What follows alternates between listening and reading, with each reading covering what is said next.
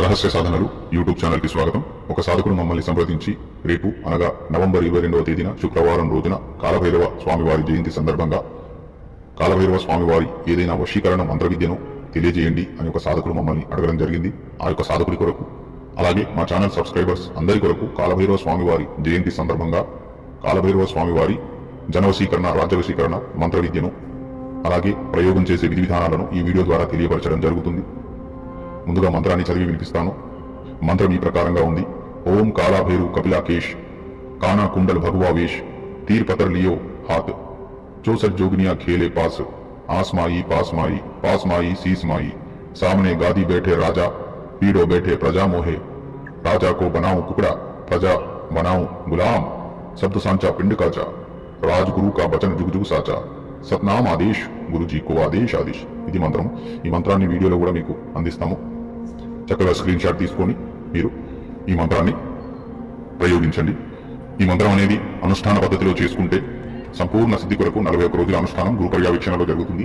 రేపు అనగా కాలభైరవ స్వామి వారి జయంతి ఉంది కనుక నవంబర్ 22వ తేదీ శుక్రవారం రోజున ఈ మంత్ర ఊర్జా శక్తిని మీరు పొందవచ్చు. ఇప్పుడు ఈ మంత్రాన్ని ప్రయోగించే విధానము కాలభైరవ స్వామి వారి జయంతి రోజున ఈ మంత్ర ఊర్జా శక్తిని పొందే విధానం తెలుసుకుందాము.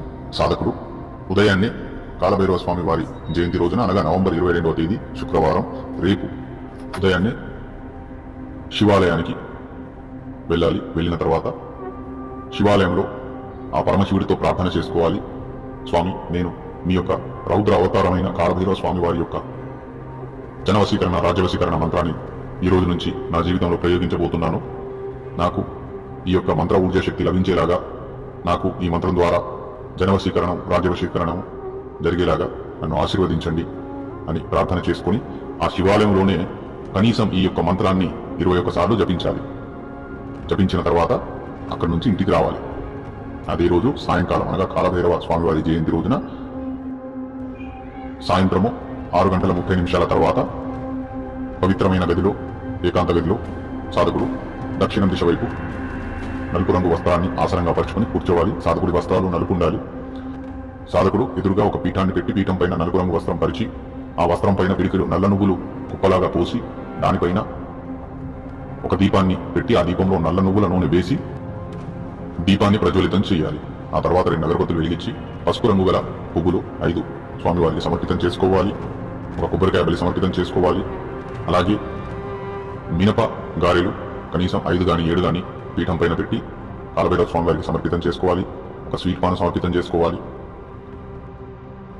ఈ యొక్క మంత్ర ఊర్జా శక్తి నాకు సంపూర్ణంగా లభించాలి. ఈ మంత్రం ద్వారా నా జీవితంలో జనవశీకరణానికి రాజ్యవశీకరణానికి నేను చేసే వృత్తి వ్యాపారంలో నాకు ఉపయోగపడే విధంగా నాకు మంత్ర ఊర్జా శక్తిని అందించండి అని కాలభైరవ స్వామి వారికి ప్రార్థన చేసుకుని ఈ మంత్ర జపాన్ని ప్రారంభించాలి.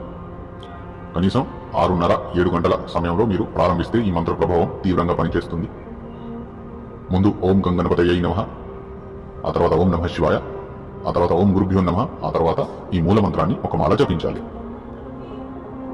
ఇలా మీరు జపించినట్లయితే ఈ మంత్ర ఊర్జా శక్తి అనేది మీకు కార్యం చేయడం జరుగుతుంది.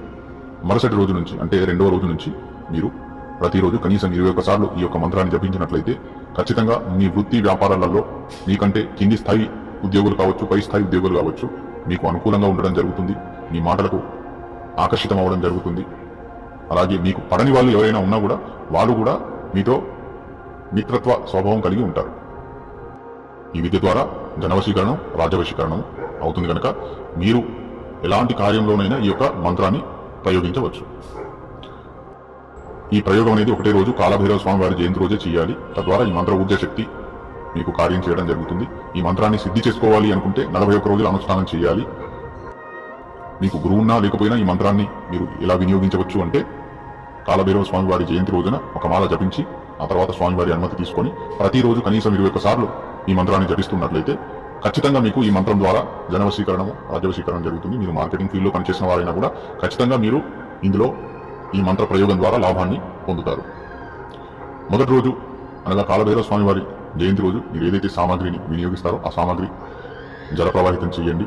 అలాగే జపం కొరకై రుద్రాక్షమాలను వినియోగించండి. కాలభైరవ స్వామి వారి జయంతి రోజున మాంసాహారం మద్యపానం ధూమపానానికి దూరంగా ఉండి ఈ మంత్ర ప్రయోగం చేయండి. ఖచ్చితంగా మీకు 100% ఫలితం లభిస్తుంది. జై మహాకాళి, జై శ్రీ మహాకాళి.